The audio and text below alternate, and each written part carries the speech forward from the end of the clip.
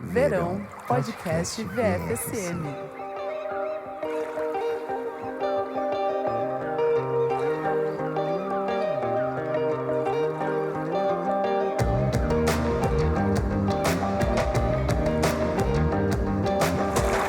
Oi pessoal, aqui é o Leão do Proerd. Eu sou o Renan Guerra, do Screen Aniel. Olá, sou Tatero Plano. Eu sou o Benk, guitarrista do Bugarins. Aê! E no programa de hoje nós convidamos esses dois jovens psicodélicos aqui para gravar com a gente, porque a gente vai montar uma lista de discos para você ouvir chapado. Então, se você tem menos de 12 anos, esse programa não é recomendado para você. Vai ouvir outros programas que esse aqui talvez não seja recomendado nem para você, nem para seus irmãos ou uma gente mais nova. Certinho, gente? Nem para sua mãe. Antes o que, Renan? Antes, você deve seguir a gente nas redes sociais, @podcastvfsm, no Instagram e no Twitter. E você também pode ajudar a gente colaborando no Padrim, padrim.com/podcastvfsm. Você pode ajudar a gente a partir de R$5 e você já colabora, você tem programas adiantados. Se você não colabora ainda, você está ouvindo esse programa muito tempo depois. Quem colaborou, ouviu muito antes. Boa. É isso. Gente, quero começar perguntando pra você, meu querido Tata Aeroplano, que me embalou várias noitadas psicodélicas aqui. O que define um bom disco pra ouvir chapado pra você? Caramba, eu acho que é um disco que pegue de jeito, né? Sabe que eu tava lembrando hoje, uma parada muito doida, que quando eu era bem pequeno, as minhas primeiras lembranças são de escutar disco com meu pai, né? E ele ficava tomando um conhaque ali e tal, e eu me lembro o dia que ele chegou com o LP do Dia que a Terra Parou. Do Raul. Do Raul.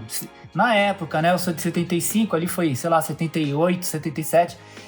Então, esse é um disco que quando eu escuto, assim, hoje, assim, quando eu quero dar uma transcendida, eu ponho esse disco pra escutar, então ele me remete toda uma memória da infância, de um disco que me marcou, que eu gostei muito naquela época, né?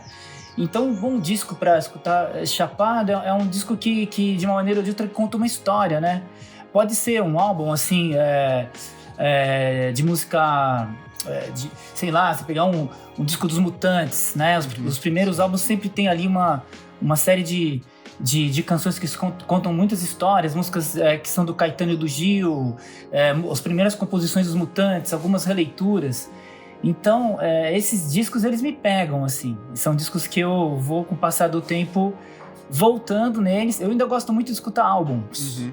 Os álbuns, assim, né?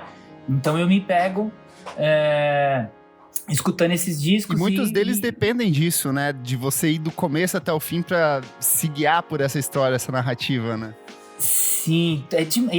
Isso é muito legal, né? Porque quando eu quero entrar, é como se assistir um filme, né? Então, Sim, tipo, hoje eu quero escutar, eu vou escutar tal disco. Aí você começa a escutar de cabo a rabo, né, do começo ao fim. E é tão bom, tipo, aquele primeiro do Caetano mesmo, sim, que tem Alegria, Clarice. Sim. Com a capa psicodelicíssima. Com a capa psicodélica. Então, assim, vou escutar esse disco hoje eu vou escutar esse disco do Caetano. Aí põe pra escutar. Tá? E é isso, né? Boa. Ô, Benk, quando você entra em estúdio com a Bugarins, existe um conceito, um propósito de produzir esse tipo de som que vocês promovem? Ou é natural? Ou vocês vão se tensionando dentro de estúdio para alcançar esse tipo de resultado? Eu acho que é meio natural. Eu tava, inclusive, esses dias pra trás, dando uma entrevista pra um podcast sobre o Lá Vem a Morte, né? Que é o nosso terceiro disco. Eu acho que ficou mais com essa cara de um disco conceitual. É o projeto imersivo? Isso, eu dei entrevista pra esse menino também. Mas aí foi também falando sobre o processo, eu fui me dar conta, na verdade, que tipo, ele perguntou, vocês vão fazer um outro disco desse jeito? E eu, pra mim, tipo, todos os discos que a gente vai fazer, a gente não tá em fazer do mesmo jeito. A gente não sabe o que vai dar no final dele, assim. Nunca começamos a trabalhar com um tema na cabeça, ou com um conceito, ou com uma narrativa. O que isso... Até de um modo como o Tata tava explicando assim, a versão deles sobre discos assim, que te pegam. Eu acho que isso tem muito a ver, só que no nosso lado, talvez pela influência mais punk, mais garagem, assim, junto com essa coisa psicodélica, junto com essa coisa pomposa, né? Essa coisa punk garagem meio que faz a gente não querer passar a impressão de que a gente tá pensando demais nas coisas, assim, sabe? Sim.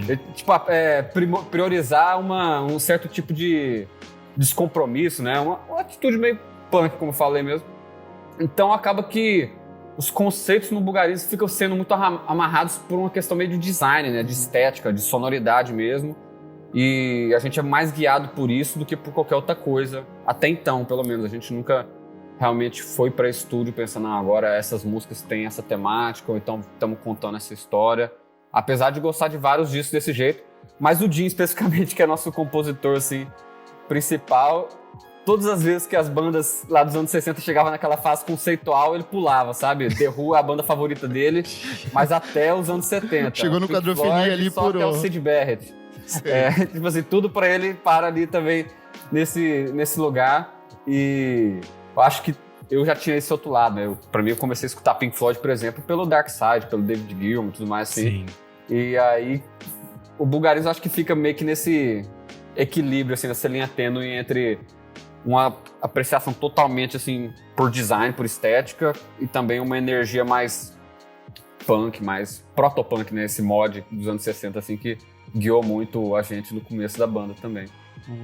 Pergunta pra vocês, assim, vocês acham que é necessário fazer uso de algum bom psicotrópico, seja ele qual for, ilícito ou não, pra você alcançar um bom som psicodélico? Eu pergunto isso porque, organizando essa lista hoje, eu tava vendo gente que fala que fica muito chapado naquele disco gospel da Aretha Franklin, sabe? Fala que esse disco leva essas pessoas pra um estágio de transe, assim, que é sobrenatural, só que ele é um disco totalmente o oposto do que você esperaria de um disco chapado ou lisérgico, um disco gravado dentro de uma igreja. Então eu queria entender de vocês como que é essa relação.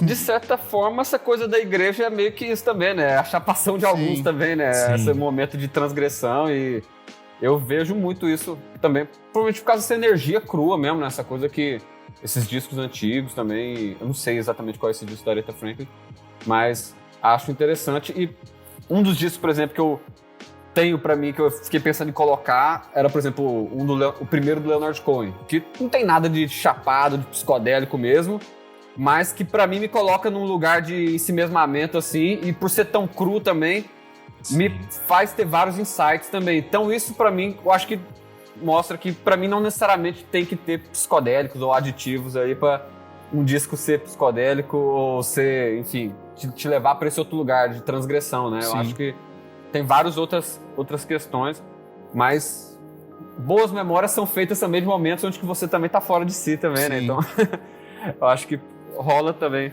E, pô, esse disco do Cohen eu acho maravilhoso. Esse primeiro disco dele. Uma obra-prima, né? E o lance, eu acho que esse da Aretha, né? É o Amazing Grace, de 1972, ao vivo, assim, lindão esse disco. E esses trabalhos, essas músicas, assim, às vezes eu já fiquei um pouco meio doido só escutando música, sabe? Tá escutando som, o som me levou pra algum lugar, assim, muito... Com certeza. Muito doido, sabe? E uma das coisas mais legais, assim, cara, que eu cada vez vou pirando mais... É que com o passar do tempo a gente vai escutando tanta música, tanto som, e vai de todas as maneiras possíveis, ou criando também, né? Às vezes eu acordo de manhã e crio uma música logo que eu acordo. Tem dias que eu faço uma música no final da toda loucura, já totalmente doido e tal. Então, de todas as maneiras, a criação ela é possível. Uhum. E isso dá pra, assim, dá um gás pra gente continuar sempre com as antenas, assim, bem ligadas e conectadas, porque as experiências todas são válidas no fim, né? Sim. Tipo, isso é muito massa. Você mira nisso de alguma forma dentro do seu trabalho, ou você vai se deixando guiar dentro de estúdio e acaba acontecendo naturalmente por conta dessas influências? Um pouco de tudo. Tipo, às vezes, né? Tipo, tem trabalhos, tipo... Quando eu fiz com o Cérebro Eletrônico Vamos Pro Quarto, a gente foi para um sítio e as músicas foram criadas num sábado, num dia só. Todas as músicas e intenção de letra saíram de lá.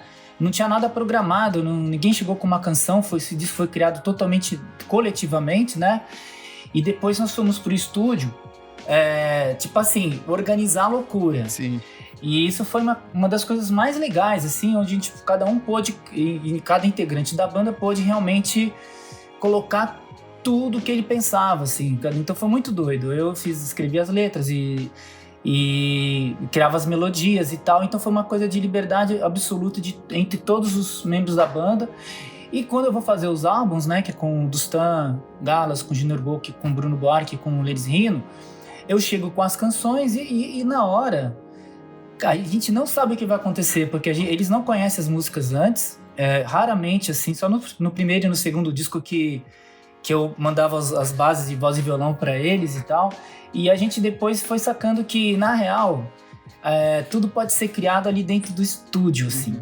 Então, às vezes, até eu encontro o jeito de cantar uma música lá, eu compus ela de uma maneira, mas lá eu desempenho de outra maneira, né? E também é gostoso porque dá um frio na barriga. Sim. Então todo disco todo trabalho, todo encontro, dá aquele frio que parece que é uma primeira coisa, assim. Sim. Então eu acho massa.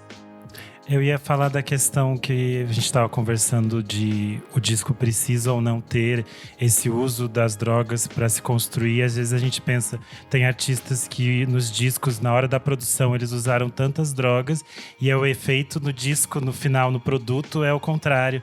Porque o disco às vezes fica perdido nesse universo obscuro dele, né? E às vezes a pessoa que criou uma coisa que não tem nada a ver, tipo o disco da Areta, que é para outro lado, te leva para esses universos, porque eu acho que é mais isso, é o espaço de te levar nessa viagem junto com eles. E daí eu acho que isso é uma coisa que o Tatá falou, funciona no universo de um disco inteiro, que tem esse começo, meio e fim. Sim. E aí ele não precisa ser um disco que seja conceitual e tudo mais, mas só de ele ter uma unidade que te carrega, eu acho que isso é interessante para você poder entrar nesse universo que o disco te propõe, né? Total. Bom, vamos pra lista, gente. A gente pode ir indo um disco por rodada, cada um vai recomendando. Você quer começar, Benki? Qual que é a sua primeira recomendação psicodélica aí? Olha, eu tava aqui nesse momento olhando meu Last FM novamente e eu vou de primeira assim com Sonic Youth, o primeiro EP deles de 82. Boa. Que já tem, eu acho que praticamente tudo ali que o Sonic Youth ia ficar amassando o barro nos anos pela frente, de um jeito muito sóbrio, com a gravação bem anos 80 também assim, né, que o Sonic Youth meio que manteve também essa pegada, mas tudo muito limpo, era só realmente a dissonância, só que tudo limpo e aquele clima meio trilha sonora também, né, de uma coisa que é bem linear, no sentido de pulsação, aqueles spokes da King Gordon também. E eu acho que os discos que, pelo menos, que me marcam muito e que fizeram também eu entender que eu queria fazer um som que também tivesse esse efeito de imersão e que também levasse a galera para outros lugares, é essa coisa de ser discos que te inspiram a criar música também. Você conseguir reconhecer a coisa ali, escutando aquilo e pensar assim, nossa, eu posso fazer isso aqui, vai ser totalmente diferente. Não é uma inspiração direta naquele campo da harmonia, da melodia, é só realmente um jeito das coisas ali que, como eu falei, pode ser às vezes uma técnica de gravação, um timbre de guitarra, né, o fuzz, um efeito na voz, mas que no caso desse primeiro EP do Sonic Youth, eu entendi tudo, assim, pareceu, sabe? Aquela coisa, comecei a tocar por causa de Nirvana, sabia que o Nirvana, o Kurt era fã do Sonic Youth, tinha feito turnê com eles, mas estava numa época ainda que eu não conseguia, quando eu escutava ali os hits do Sonic Youth, não me pegava muito, por várias razões, assim, que eu hoje em dia não conseguia outra lembrar, pegada, né? E assim, só sendo bem objetivo, né? Falando essa coisa, da ligação do Nirvana, né? A maior banda do mundo, pra quem é dos anos 90, assim, também. E de repente você procurar as referências e achar esquisito, né? Escutar Melvins, achar esquisito demais. Escutar outras coisas e achar esquisito. Não consegui ver aquela coisa.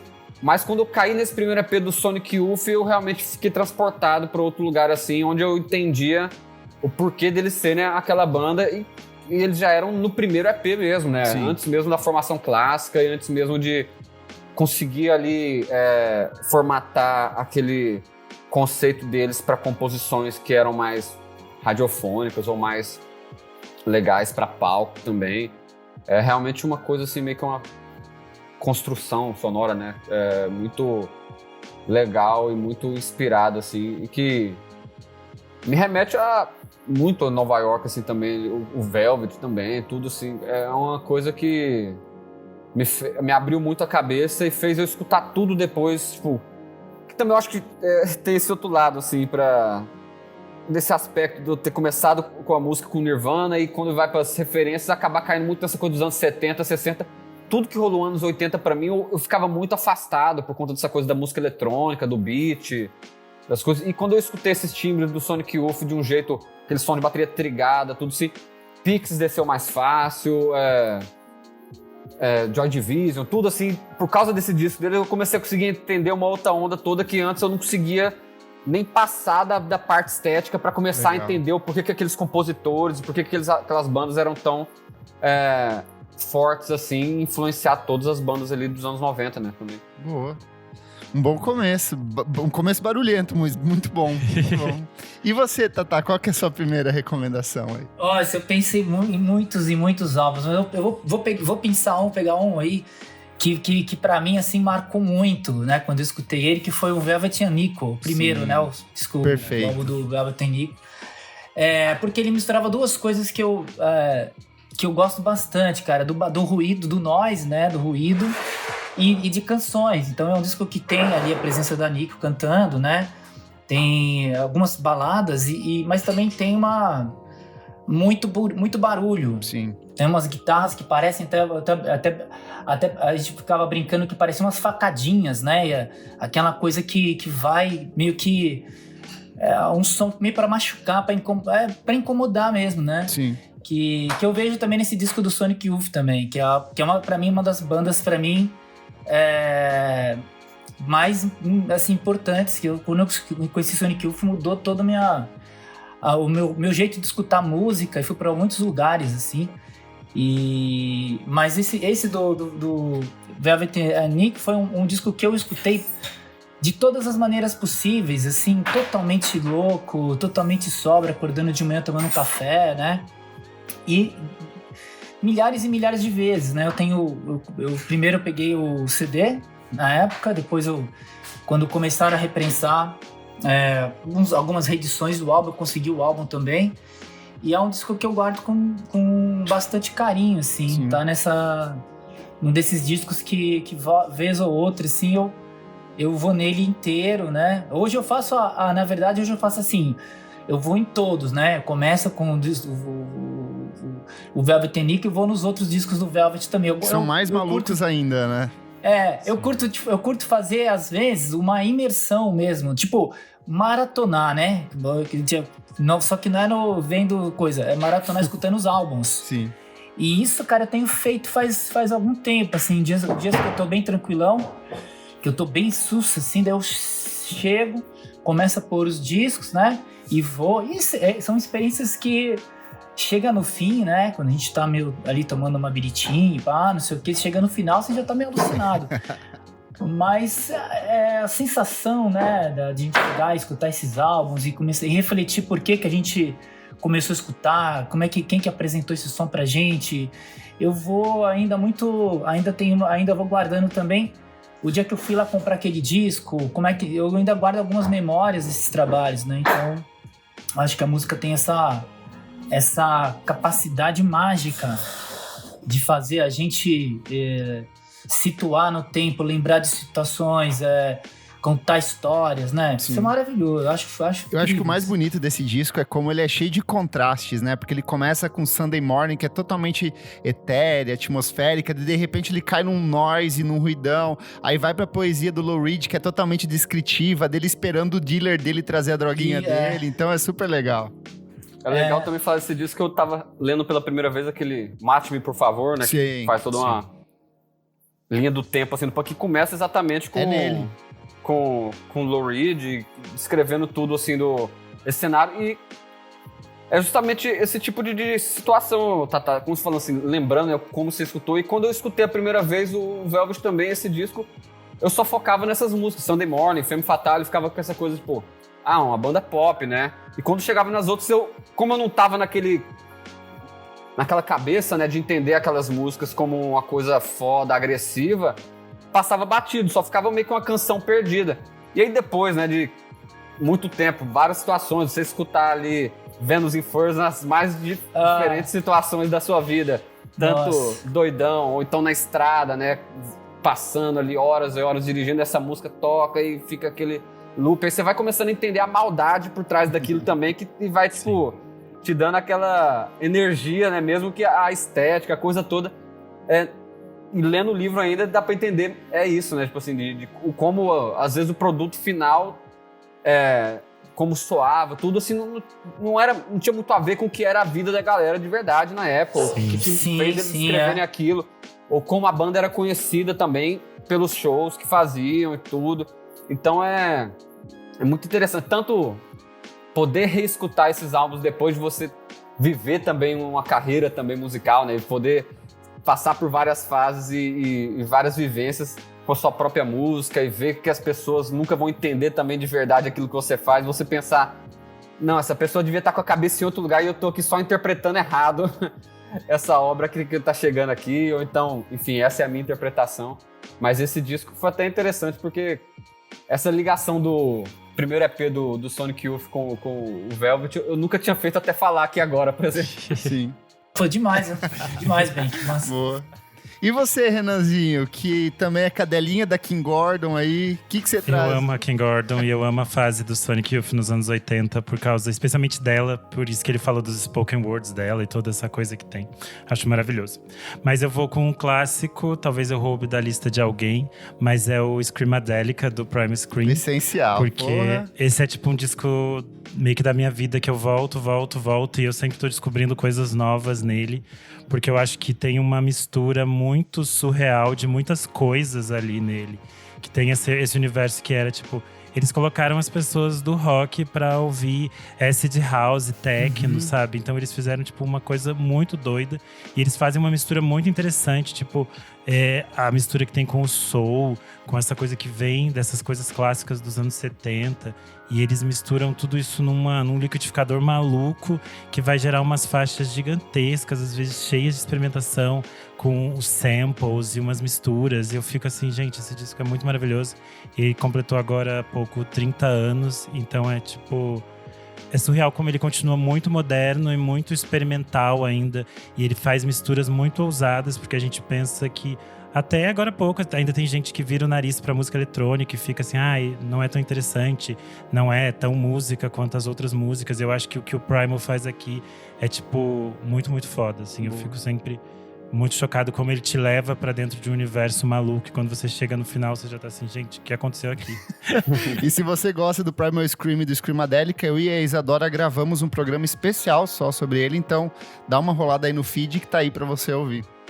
Ótima dica, ótimo começo. Vou começar aqui, ó, com um brasileiro de 2009, que ela é uma maconheiríssima de primeira qualidade, que é a Cell com Vagarosa. Eu acho esse disco uma brisa, uma viagem muito boa. Primeiro que ele é um puta disco, é um disco muito bem construído, assim. Ele faz essa costura de trip hop, soul, samba, de gospel, de brega, de dub, de música psicodélica. Tem algumas das pessoas psicodélicas mais incríveis da música brasileira dentro dele, que é o Fernando Catatal tocando lá pro encerramento. Tem o Guisado em uma das faixas. E ele é um disco muito bom, que ele transita por entre estilos de um jeito muito interessante. Eu acho que o Vagarosa, já da capa, já diz muito do que a gente vai encontrar dentro desse disco, desse som todo anuviado. Parece que você tá entrando num lugar, assim, que tem uma cortina de fumaça, você tá mergulhando, assim, dentro dele. E tem algumas das minhas músicas favoritas da Cell estão dentro desse disco. Nascente talvez seja a minha favorita, que é uma parceria dela com o Siba, assim, e é uma música que totalmente experimental, em que ela transforma essa coisa do rio como um ser vivo, e a poesia dela vai fluindo junto com a melodia. Então é um trabalho sensacional, tem muita música boa, tem a releitura de Rosa, Menina Rosa, tem Espaçonave, tem Cangote. Então é um trabalho que vale tanto por esse aspecto psicodélico dele, quanto como um disco de música brasileira que é sensacional, assim. A minha preferida desse disco é Bubuia, que é ela com a Annelise e a Thalma de Freitas. Negresco Porque eu não conhecia essa palavra. E ela significa basicamente quando você tá na água e você tá meio boiando, assim, né? Você tá meio deitado na água com a cabeça pra fora. E é meio que essa sensação que eu tenho dessa paz muito específica, assim, com esse disco. E eu acho que essa música me resume, assim, que é meio como se estivesse numa cachoeira, algum lugar muito específico que a Céu te leva, assim. Eu acho esse disco maravilhoso. Boa. Que demais. Você, bem, que seu segundo aí, o que você traz agora? Rapaz, eu tô aqui sofrendo pra pensar qual rumo que eu vou, se eu sigo com um brasileiro também aí pra já manter nessa...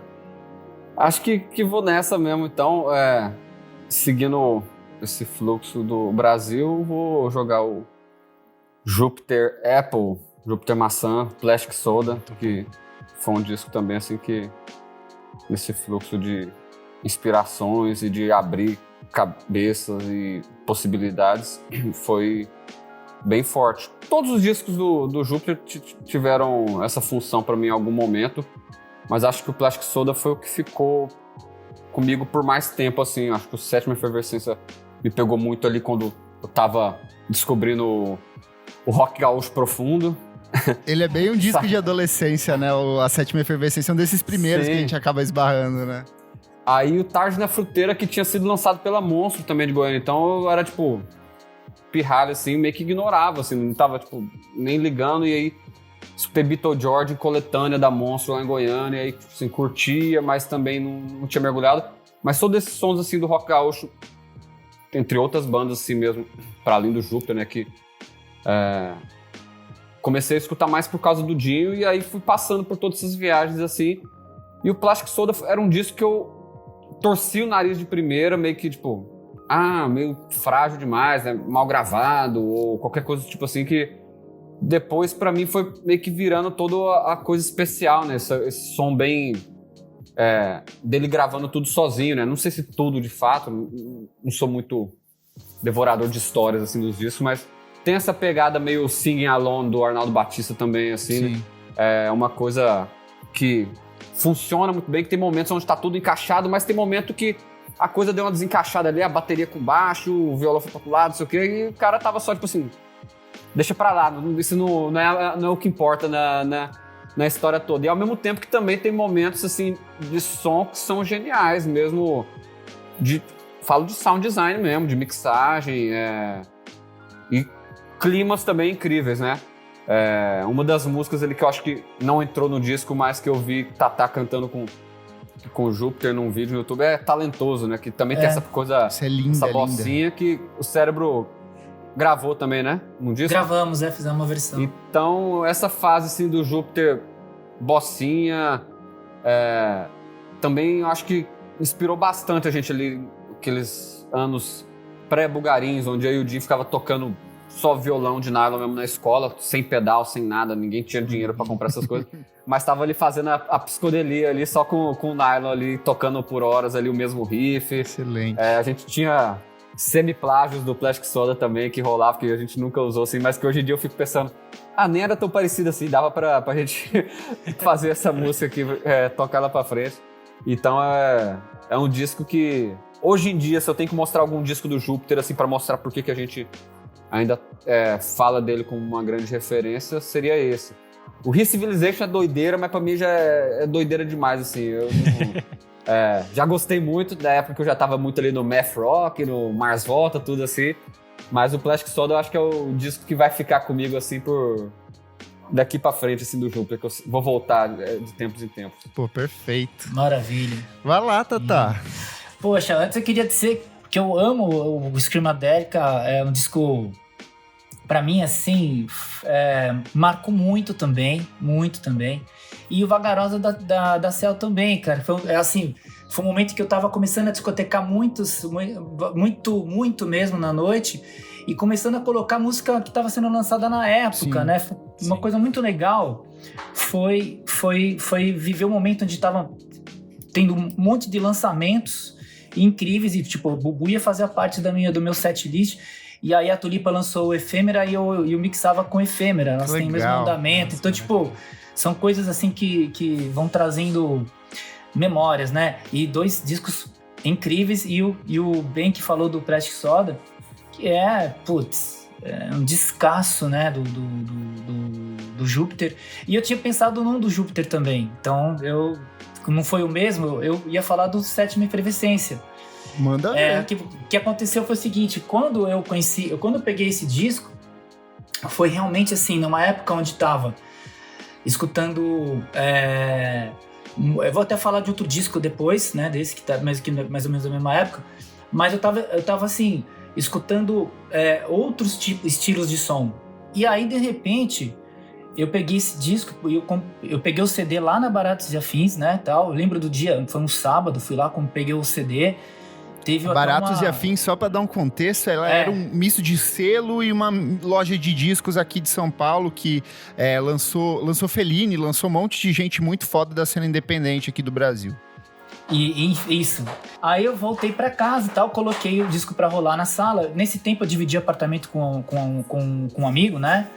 E aí eu comecei a colocar, entrou o Lugar do Caralho, e aí chegou As Tortas e as Cucas, mas a hora que terminou o Lugar do Caralho e começou a Tortas e as Cucas, ele abriu a porta assim, né?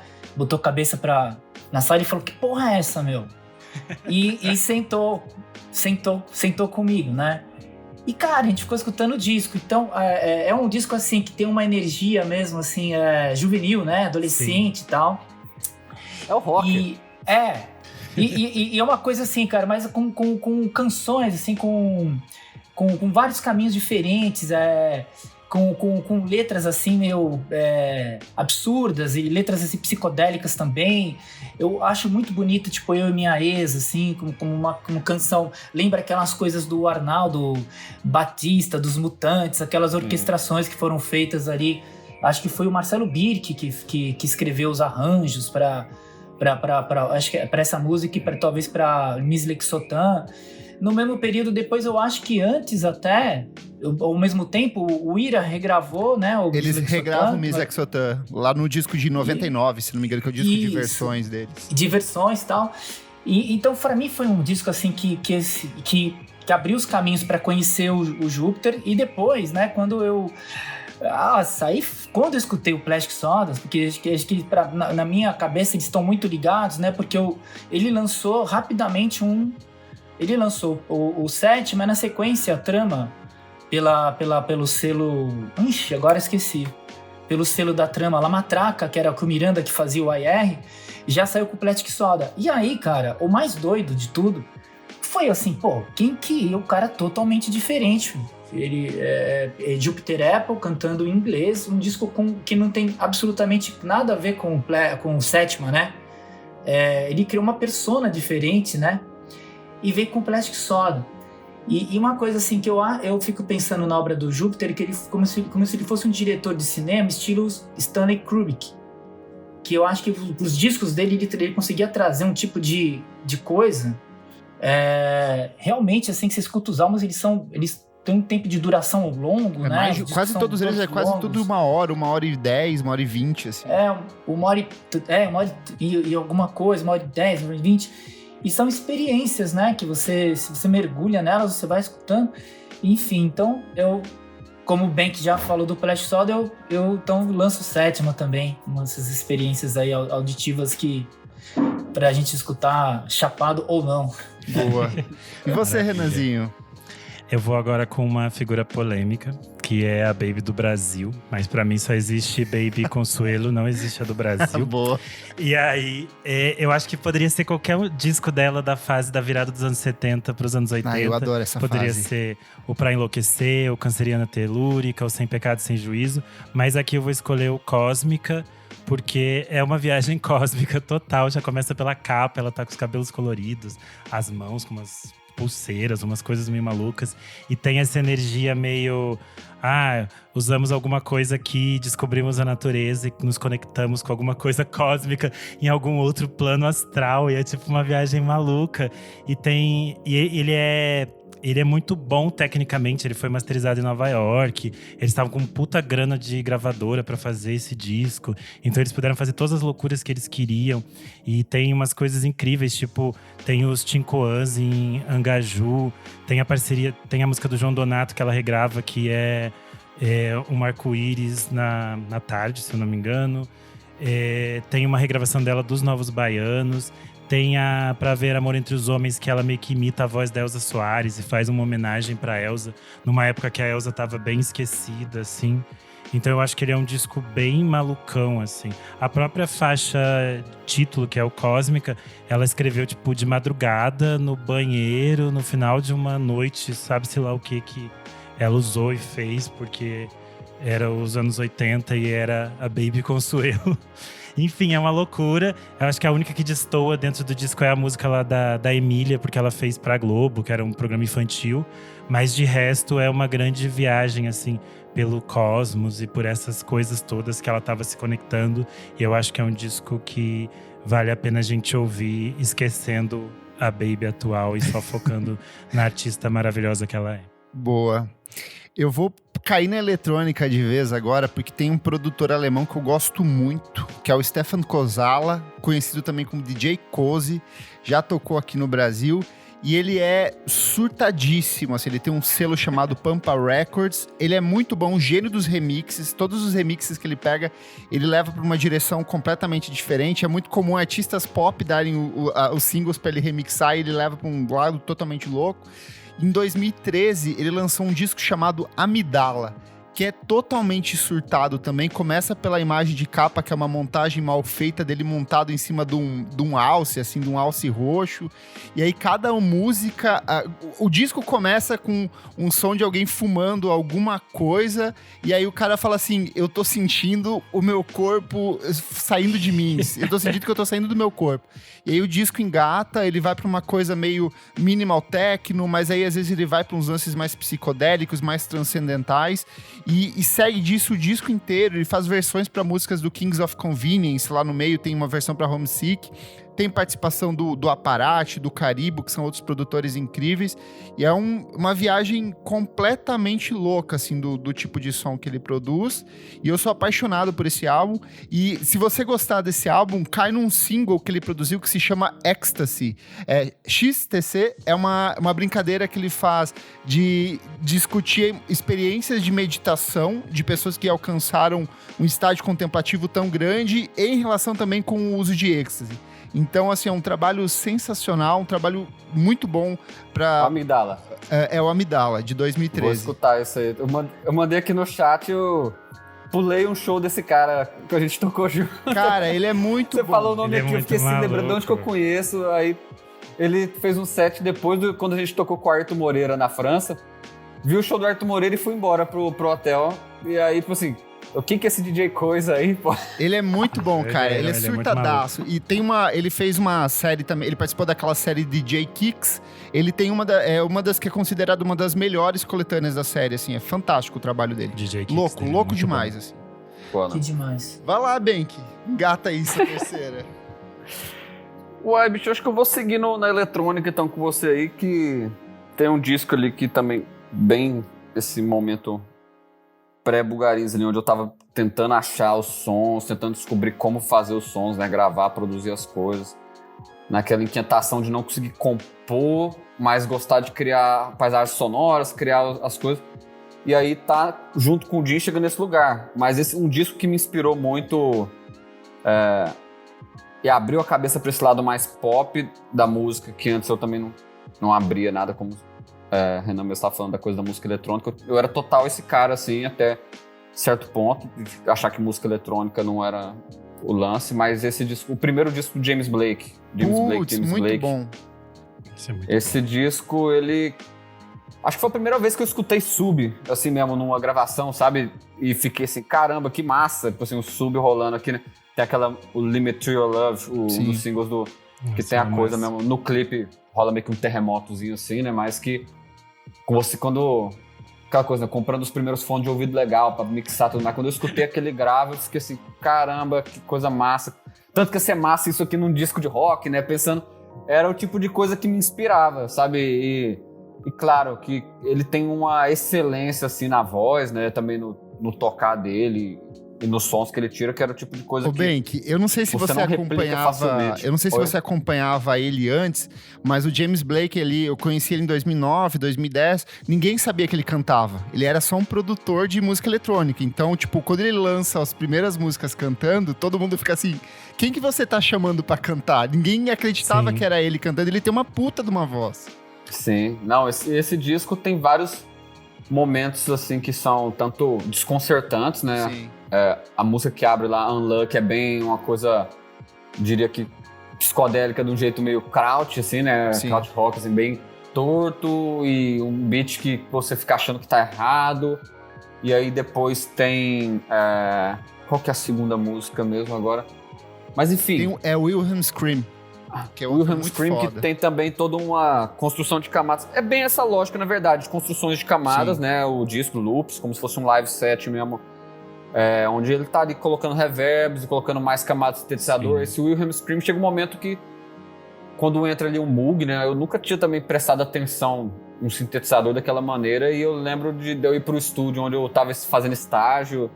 Eu, cara, que som que é esse aqui? Como é que faz pra ter esse som, tirar esse tipo de timbre aqui? Enfim, várias músicas ali que eu botava no som pra tocar no quarto e desligava a luz e ficava escutando ali realmente no repeat, lutando contra a vontade, né, de ser um artista pop, né, que existia dentro de mim ali, né? Então assim, caramba, como assim, cara? O que eu vou fazer, né, sem ter essa voz de cantor de R&B? Era foda, eu não conseguia me conectar com nada dessa coisa, e hoje em dia, tipo assim, por um bom tempo, tudo que eu escuto vai por esse lado, assim, também, né? E aí você entendendo toda essa lógica e essa tradição, né, do produtor dentro da música pop moderna, tudo mais, é uma coisa que o James Blake com certeza abriu portas, e todo esse outro lado, né, Bon Iver, Sim. enfim, Que é parceiro dele, Kanye- inclusive, né? Kanye West também ali, né? Com o disco que veio ele depois também com o Yeezus também. Sem esse disco do James Blake, eu acho que eu não teria conseguido escutar autotune, escutar as doideiras que aquela galera fazia de colagem, de timbres muito Sim. agressivo. Do mesmo jeito, assim. Foi um disco que abriu bastante, assim, a cabeça pra mim. Boa. Tatá. Demais. Olha, porque eu tava com um disco aqui que é um dos meus preferidos, assim. E é o Seres Verdes ao Redor do Super Puta Cordas. merda, eu te amo, Tatá. Você, caralho, esse disco é muito bom. Aí, assim, cara, assim, pra mim, bicho, é muito emocionante esse álbum, né? E foi, assim, quando eu entrei em contato com o disco, comecei a escutar, eu pirei muito. Tive a sorte, depois de receber um convite deles, fiz uma participação num show com eles, né? E foi Que maravilhoso. música você cantou? Ah, então, cara, eu fiz só os ruidinhos, cara, porque é o seguinte, Ô, Tatá, participava de só uma coisa, falar o nome, é o Super Cordas, você só falou o disco, não, né? desculpa, os Seres Verdes ao Redor do Super Isso. Cordas, né, da banda Super Cordas, foi mal. É que pra mim tá tão... e o foda é que esse disco não tá nos Não streams tá, também. só tá no Bandcamp. Não, exatamente. Então, assim, eu tenho CD e aí quando eu não tenho o CD, quando eu não tô com o aparelho de CD por perto, eu pego no YouTube, né? Que tem tem no um álbum no YouTube. Mas esse disco foi pra mim uma época, assim, incrível. E eu entrava... E quando eu comecei a escutar o disco, é o disco que eu não conseguia pegar uma música só. Era do começo ao fim. Aqueles álbuns que você começa e vai embora. E aí, Sobre o Calor, né? Aquelas duas músicas finais são maravilhosas, assim. São músicas que me levam para um lugar até hoje. Eu fico muito emocionado. E para mim, é um disco que trouxe para mim, assim... um super gás para criar coisas, para escrever, para compor, inspirou, né? Um disco inspirador. E, enfim, conheço os meninos, né? O Bonifrati, o Diogo e tal, e é isso, cara. É uma viagem muito, muito boa. Até hoje escuto o disco e bate igualzinho da primeira vez, assim. É uma coisa mágica mesmo, né? Sim. É uma parada meio doida. E eu sou apaixonado por esse disco, pela obra toda, né? Do Super Cordas e das carreiras individuais, né? Do Bonifrate, tudo. Mas, cara, esse disco é massa demais, viu? Perfeito. Eu também tinha separado esse pra falar, porque também foi um Eu disco também que, tava na minha aqui. junto com Caramba! o Júpiter, eu acho que foram as maiores referências pra mim, assim, ali, né, dos anos 10, assim, quando eu tava descobrindo sons novos brasileiros, querendo achar o meu lugar enquanto, enfim, alguém que queria fazer música também. E foi isso, um disco que abriu muito a cabeça, possibilidades, principalmente escrita em português, né? Que era uma coisa assim que a cena de Goiânia era toda de rock inglês pesado, assim, acabava que, pra mim, eu achava que o normal era pensar em fazer rock mesmo pesado em inglês também. E quando eu escutei esses Seres Verdes, tem uma outra referência que eu só fui sacar também depois, mas que pra mim era a coisa do Pink Floyd, sabe? Caralho, eles conseguem pegar as harmonias ali do Pink Floyd e fazer um som que é diferente, que não é imitando, mas que tem também os grandes momentos, mas que depois eu fui entender também todas as referências, assim, desde Flame Lips, né, Mercury Rev, os galera da Elephant Six também, assim, ali, anos 90, né, o Apples in the Stereo, um monte de coisas que depois, por ter virado amigo também da galera do Super Cordas, assim, do Diogo, do Bonifrate, fui entender como referências também, né, Stereolab, Broadcast, um monte de coisa que eu não conhecia e que... É verdade, você lançou um disco com o Bonifrate, agora que eu tô me tocando aqui. O Dinho? Ah, foi o Dinho, é verdade. Eu participei no Terceira Terra, toquei guitarra, Isso. Assim, mas esse é o outro lado, assim, tipo, irônico da coisa, assim, né? Porque o Dinho eu gostava muito de Super Cordas. Eu que gostava, e eu tinha certeza que era essa coisa, tinha muito esse estilo de harmonia e de uma levada que era bem pra trás, não tinha aquela energia mod, como eu descrevi, assim, que era o que o Dinho curtia e o que fez ele também curtir, eu acho, assim, o Júpiter, Cascaveletes ali no início também. E aí, com o tempo passando, né, essas referências também se apresentando pra gente, principalmente essas que eu falei ali do começo dos 2000, final dos anos 90, né, da galera do Elephant Six, né, Neutral Milk Hotel, também Broadcast e Stereolab. Logo, ele e Bonifrate também acharam também o lugar dos dois juntos e criaram um novo lance também, que eu acho que também é um projeto que eu não conseguiria, tipo, pensar numa fusão melhor, né? Tanto, tipo assim, do cara que é meu parceiro de composição e que fez eu também, tipo assim, acontecer tudo pra mim, assim, em relação à música na minha vida, como também o Bonifrate, que era uma das referências pra mim de rock em português, rock brasileiro, assim, dessa nova geração que também embalou muitos sonhos meus, assim, ali, escutando Seres Verdes. Boa. Maravilha. Vai lá, Renanzinho. Eu vou para outro lado agora. Eu vou trazer um disco aqui pro meu público LGBT, que é a Rosie Toca uma pras Murphy. gays. A Rosie Murphy, todo disco da Rosie Murphy, você deu play, o cheiro de popper já sobe na sua casa. E aí, na verdade, eu vou escolher aqui o Hairless Toys, de 2015, porque eu acho que é o disco que me conectou muito com esse universo de música eletrônica, porque ela tem os vocais pop, as pessoas esperavam, ela ficou muito tempo sem lançar coisa, e as pessoas achavam que ela ia voltar lançando alguma coisa mais pop, porque o Overpower era super popzão, as faixas eram curtas. E o Hairless Toys não, ela faz umas faixas de tipo 8 minutos, 9 minutos. Ele tem bem beats. poucas faixas, não tem? Tem tipo umas 9, 8, sei lá. Ele tem 8 faixas e ele dura 50 minutos. Ele, tipo, as faixas têm tipo 9 minutos e ela fica repetindo umas batidas. Fica tum, tum, tum, bem no fundo, assim. E aí a voz dela fica meio lounge, assim. Tem aquelas coisas que ela já explorava lá no Moloco e ela traz de volta aqui, eu acho. Como é que é o nome dela? Desculpa, eu não conheço. Rosie Murphy. É Roy Shin, né, que se pronuncia. É Roy Shin, acho que fala. Roy Shin Murphy. Começa pelo último que ela lançou ano passado, assim, que eu acho que é um equilíbrio entre esse lado mais pop e mais pistão, assim. Ela meio que foi redescoberta, assim. Porque no final dos anos 90 ela tinha o Moloco, que era uma banda bem importante. Eles até vieram pro Brasil, nesses festivais de jazz e tal. Mas ela já fazia essa mistura que era meio música eletrônica com jazz, é super interessante. E aí eu acho que o Hairless Toys é o momento mais experimentalzão dela, porque ela ficou muito tempo sem lançar, e daí ela volta com esse disco que é as faixas são longas, ela tá, tipo, fazendo o que ela quer, do jeito que ela quer. E aí, nos clipes, ela cria uma persona que é, tipo, uma mulher, tipo, uma diva meio…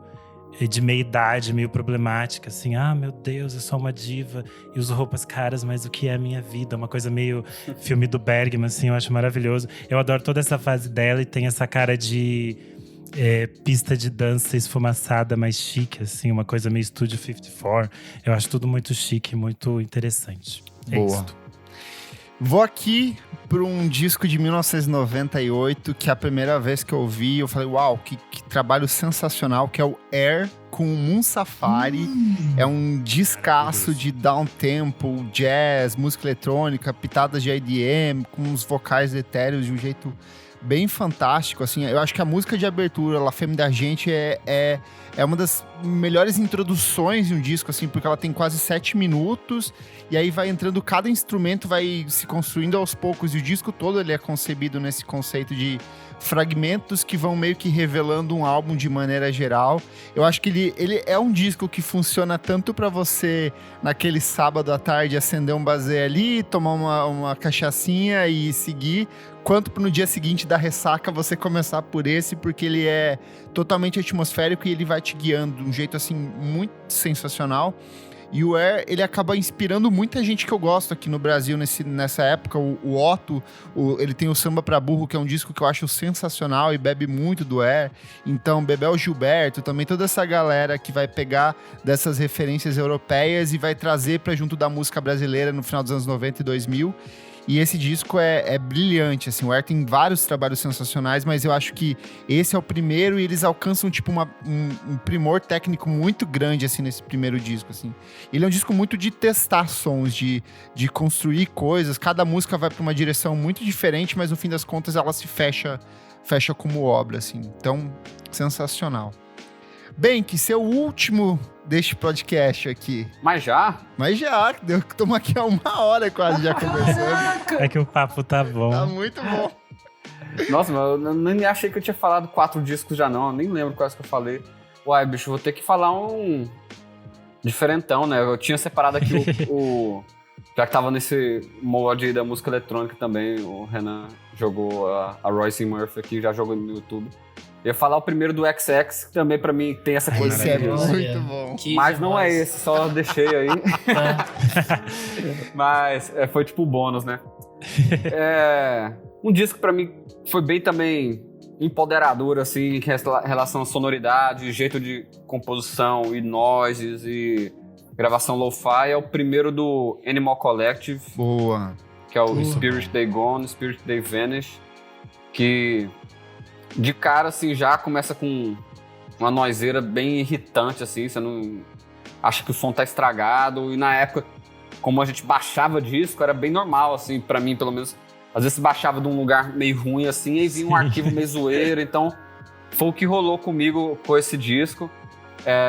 E aí, quando eu vi que era aquilo mesmo, eu falei assim, foda, pô, posso fazer uma música que é assim, passar uma mensagem, passar uma impressão forte, sem ter que me expor tanto, né? Já que eu não era muito seguro sobre a voz, sobre a letra que eu tava fazendo. Então, era uma coisa que quando eu vi aquilo rolando assim, eu fiquei bem impressionado. E aí também tem todos, assim, elementos, assim, eu acho que o Animal Collective também ia conseguir desenvolver de um jeito mais pop até nos discos seguintes. Sim. E até mais, mesmo de um jeito experimental ali no Sang Tongs, que não é um disco muito pop, mas que tem também momentos que são bem clássicos, marcantes do Animal Collective. Você viu eles na turnê desse disco? Eles tocaram no Queremos, que a gente tocou, né? Também. Aí a gente viu, mas foi meio baixo astral, assim, o festival, a galera conversando, né? Eles tocaram depois do show da Yona Lee. Eu vi. Aqui eles tocaram foi solo, assim, foi muito bom. Foram eles dois aqui na. Imagino, se fosse aquilo ali no teatro ia ser muito foda. E assim, pra gente, a gente curtiu, ficou vendo ali, mas aquela coisa, a gente não tava nem na pilha de ir lá pro meio da galera, ficar na frente, na grade, e lá no fundo tinha uma massa de pessoas conversando que não dava. Tinha que ter sido um show pra abrir o festival, sabe? Sim. Assim, eu acho que aí a galera que queria ver colaria cedo e pronto. Mas tive ainda o prazer de poder topar o Panda Bear também no aeroporto, tirei foto com ele. Acho que a primeira vez que eu tietei o cara assim mesmo. Massa. Mas enfim, dando os pontos altos desse disco aqui, eu acho que tem Chocolate Girl, que é tipo um hitzinho, assim, a la Animal Collective. April and the Phantom também, tem todos aqueles elementos dos vocal doideira dos dois com umas batucadas. Mas Penny Dreadfuls, pra mim, é a música mais linda, assim, realmente. E que tem todo esse mistério, assim, também, né? Eu acho que quando eu particularmente entrei de cabeça assim, no Animal Collective, fui procurar vídeo deles ao vivo, não entendia o que eles eram, se eles eram DJs, se eles eram uma banda, se era só, tipo assim, eles estavam só botando. E esse na época era só dupla ainda, né? Era só o... Isso, e era uma coisa que nem era pra ser feito ao vivo, assim, era meio que, no final das contas, é bem um protótipo, assim, do que eu e o Dini a gente fez também no As Plantas que Curam, e a coisa depois foi virando outras coisas que você, assim, só ia também tocando, indo de acordo com o que a música tava pedindo, o que é a situação, né, turnês e... Sim. Ok, sessão de foto, a pessoa vai aparecer na foto, a banda tá na banda, tu não tá na banda, o que tá acontecendo? Esse disco, ele é tão caseirão, assim, que, tipo, ele só foi lançado, se eu não me engano, de fato, tipo, em 2004, 2005, quando eles formam o selo deles lá, o Paul Tracks, mas antes era só CDR, eles nem tinham uma prensagem oficial, eles faziam por conta e iam soltando nos shows, assim. Nossa. Que doideira, eu não sabia disso, assim, Mas, Penny Dreadfuls pra mim é a música que provoca um misto de sensações, assim, incrível. Eu acho que escutando o disco inteiro, né, começando com essa, como eu falei, com essa experiência meio traumática ali de cara, se você passar por ela e entrar depois no disco, acho que é bem recompensadora quando chega ali no final. Tem um lance meio você sendo esquecido pelos pais na escola, os pais não buscando você meio que, tipo, chorando na escola. Eu vejo tantas imagens com a letra do bicho, tipo assim, remete a muita coisa pra mim, tanto o jeito do Frank Black escrever letra pro Pixies, como também uma coisa meio programática, assim, de uma música minimalista, mais de conservatório mesmo também, sabe? Aquela coisa meio Eric Satie, meio uns pianos bem lentos também, a coisa poder ser repetida e a fragilidade se transformar num lance intenso a partir da repetição e a partir dessa atmosfera que te engole ali, né, no disco. Legal. Porra, boa demais. Nossa. Tá, seu último aí. Nossa, agora fiquei super na dúvida, tava entre dois. Você pode fazer uma menção honrosa aí, se você quiser. Então, eu tava entre Amor Louco, né, do Fellini, e o Afro Ciberdelia, do Chico Science e Nação Zumbi. E acho que são Vou falar da Afro Ciberdelia, porque como tem a ver com a coisa de escutar a música, então esse foi um disco pra mim que na época eu tinha vários amigos, né? Na época que a gente se reunia pra escutar discos. Sim. Quando o Chico Science começou, fez os primeiros shows em São Paulo, eu tinha acabado de chegar na cidade e tal, tinha vindo do interior e a gente começou a acompanhar, né? E eu me lembro muito quando esse disco pintou. E aí, cara, alguém descolou o CD e tal, e a gente fez uma sessão de audição, né? Foi no meu apartamento, onde eu morava. E, pô, esse disco furou, né? Foi, assim, um disco que escutei muito, muito, muito mesmo, assim. Foi um trabalho, assim, que me levou também para vários lugares diferentes, né? Então, pra mim que está sempre... guardado com carinho e vez ou outra também volto pra escutar ele, né? E ele era um disco pra dar tão errado, assim, porque o primeiro disco da Nação Zumbi ele é muito impactante, muito emblemático, né, pra essa cena toda de Recife. E eles vêm com esse trabalho que é tão genial quanto, né? É um trabalho, assim, é um disco longo, assim, aqueles discos também com muitas músicas. O fechamento é só remix, né? Que era uma coisa bem característica da época. Assim. Da época e tudo. E tem Criança de Domingo, que é uma faixa por isso que eu pensei no dia falar do Fellini porque tinha essa conexão também. A Estela Campos, a gente tinha passado uma temporada em Recife, Sim. Conhecia e as pessoas, tem muita gente que não sabe, mas o Chico Science, ele era aficionado por pós-punk, né? E tipo, as mesmas referências do Fellini eram as dele, assim. Então, no começo era bem diferente do que acabou virando o Chico Science e Nação Zumbi depois. Total, E, poxa, aí então foi que lembrar com carinho desse disco. E também, pô, eu adoro escutar, por exemplo, os álbuns do Bulgarins, cara, eu curto muito. Os discos são incríveis, né? E eu sou fã de bandas, artistas que pensam ainda o trabalho como álbum, né? Eu acho que é uma coisa que eu não consigo pensar diferente. Posso até lançar algum single ou outro, mas é tão legal pensar nesse momento que você vai começar de uma faixa até a última, de pensar o caminho a primeira, a música que abre, a música que encerra. Por mais que, sei lá, que no futuro a gente não sabe como vai ser o jeito de escutar músicas, né? Mas eu sou aficionado ainda por álbuns também. Então, e gosto de montar playlist e tudo, mas é muito demais, né? É isso, cara. É foda demais, cara. Vai lá, Renanzinho. O que você traz? Eu vou deixar como menção honrosa o Always Dream, do Mercury Rev, que é um disco que eu adoro. Mas eu vou trazer aqui como minha última escolha o Treasure, do Cocktail Twins. Porque eu acho ele fundamental para essencialmente quase todas as bandas que eu amo depois. Tipo Massive Attack, Your House, Beach House, Bjork, todo mundo. Todo mundo bebeu alguma coisa daqui. Uma Bloody Valentine também chupou muito desse disco. E eu acho o Treasure uma perfeição, assim, a forma como as coisas são amarradas, a forma como os vocais da Elizabeth Fraser parecem mais estranhos do que nunca e você realmente não entende nada do que ela está cantando e ela te leva para esse universo completamente maluco em que é uma coisa meio mágica, mas também é meio dark, é meio estranha e eu acho tudo muito interessante. Assim, eu acho tudo do Cocktail Twins muito misterioso e muito surreal e todas as coisas que envolvem a banda em si, mas eu acho o Treasure uma obra-prima, assim, da forma como ele funciona. E eu acho essa sequência Beatrix, Persephone e Pandora, tipo assim... Esses nomes de música são foda, né? Sim, Era são sempre nomes de mulheres nesse disco, né? Sim, e aí ele tem... As letras são meio surrealistas, assim, você não entende onde ela tá querendo ir. E elas já são surrealistas por si só quando você lê elas. Só que no vocal da Elizabeth Fraser você geralmente não entende direito as palavras, porque ela muda a prosódia das palavras, ela muda a sílaba tônica dessas palavras. Então ela canta num outro ritmo, né? Em outros tons. E é muito interessante como a voz dela casa com esse universo sonoro que eles criam pra ela, assim. E é surreal pensar que depois eles brigaram todos e ela não quer nem saber deles. E esse disco especificamente tem muito essa coisa, né, do Robin lá nem achar o disco uma bosta, né? Ele acha uma bosta, ele odeia. Nossa. É surreal, porque é um disco muito, muito foda. Boa.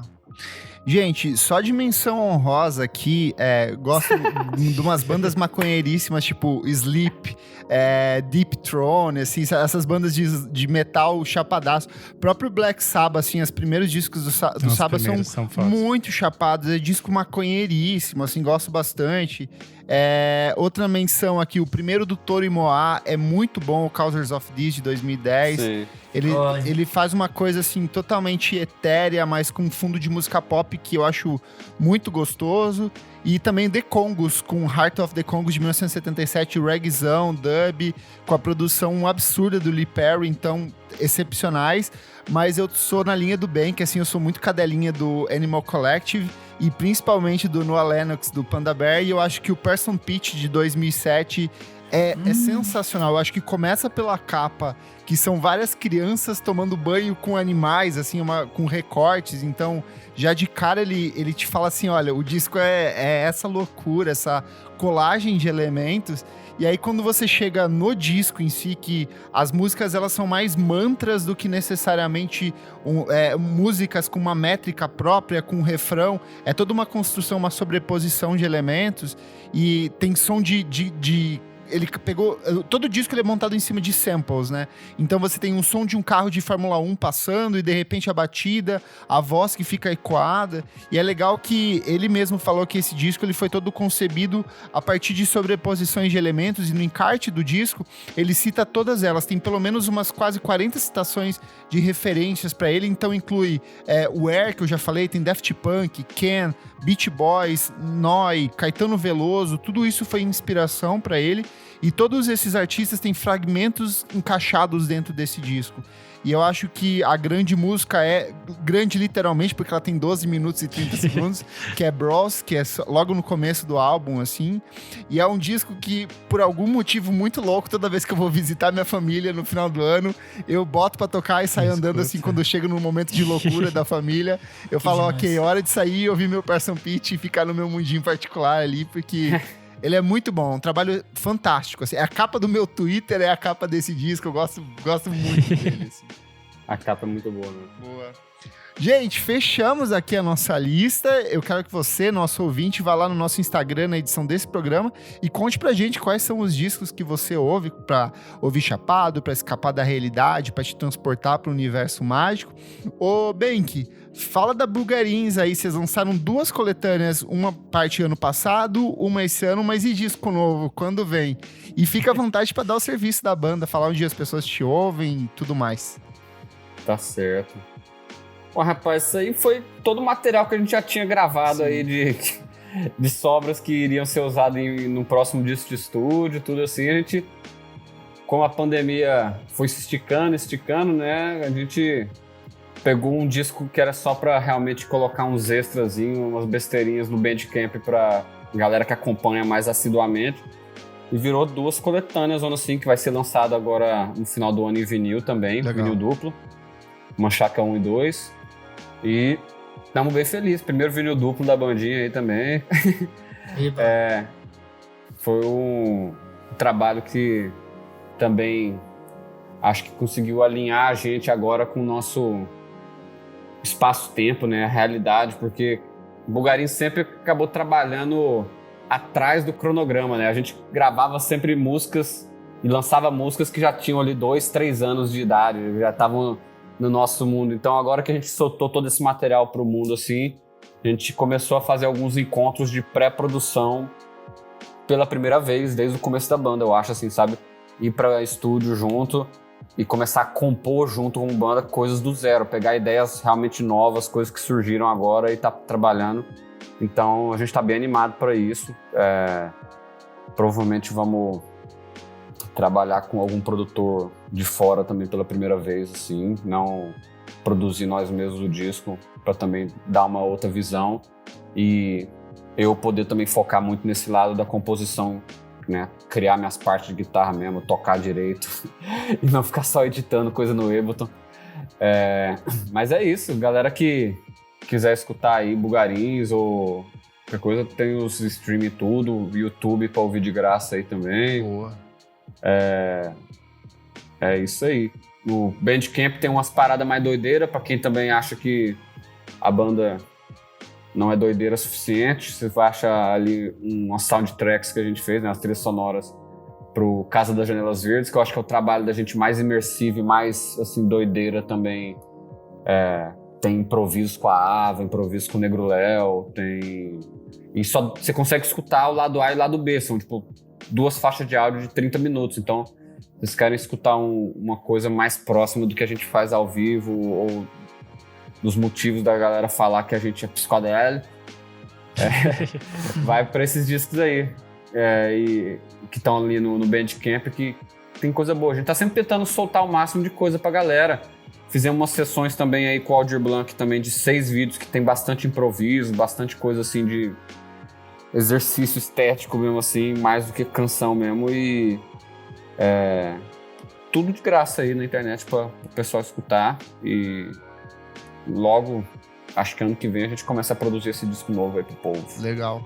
Boa. Agradecer o convite aí também, prazer estar falando que aí agradece. junto do Tatá também e, enfim, referência também de quando a gente estava começando a fazer som e quando a gente topou ele, eu acho na primeira assim São Paulo da história ali, o Bulgarins tocou, devia ter umas 30 pessoas, tava lá o Tatá também, trocou CD com a gente, tem esse CD até hoje também do Cérebro Eletrônico. E acho que vamos pro quarto, né? Vamos pro quarto. E, enfim, massa demais ter ser lembrado aí pra fazer parte desse papo. Fazer umas playlists com esses discos aí pra também escutar todas juntos.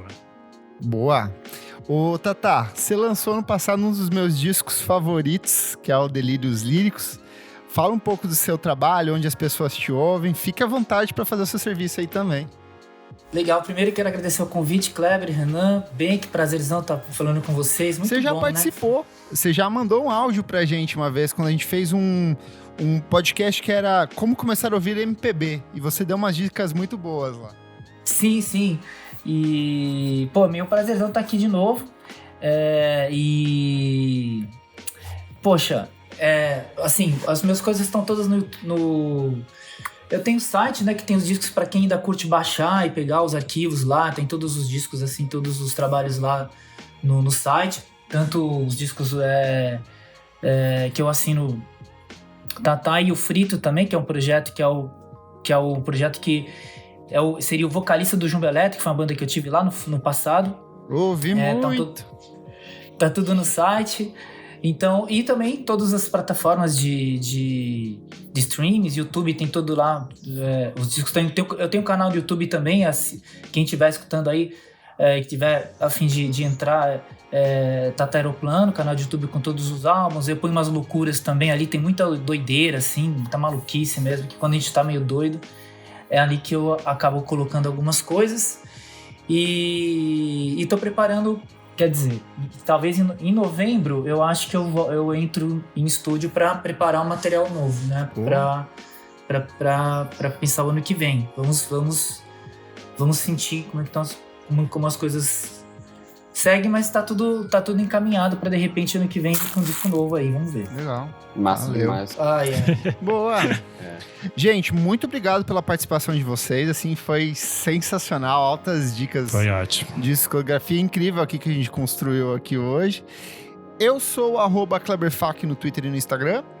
Eu sou o _Renan Guerra no Instagram e no Twitter.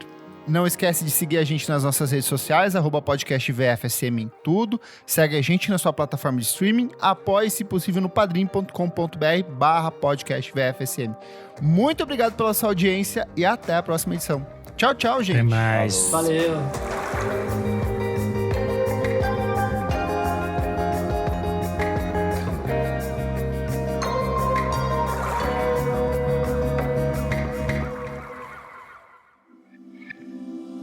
Esse podcast foi editado por Nick Silva.